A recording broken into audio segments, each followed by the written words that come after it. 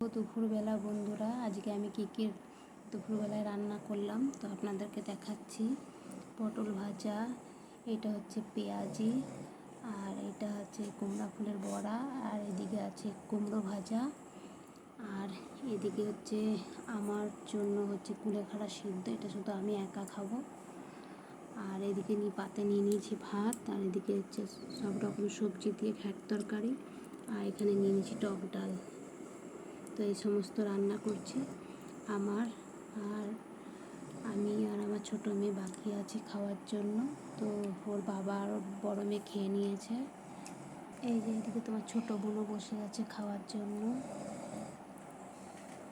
এই যে বন্ধুরা, যে কুমড়া ফুলগুলো তুলেছিলাম, কুমড়া ফুলটা দিয়ে তোমার বোনকে ভাজা করে দিয়েছি, কুমড়ার বড়া করে দিয়েছি, তো খুব খুশি।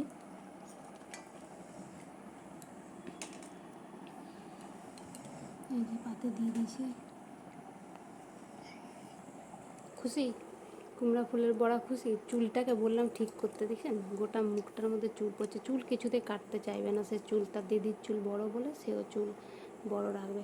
ঠিক আছে বন্ধুরা, খিদা পেয়ে গেছে তো খাওয়া স্টার্ট করছি। টাটা বন্ধুরা, আবার পরে নেক্সট ভিডিওতে আবার আসবো।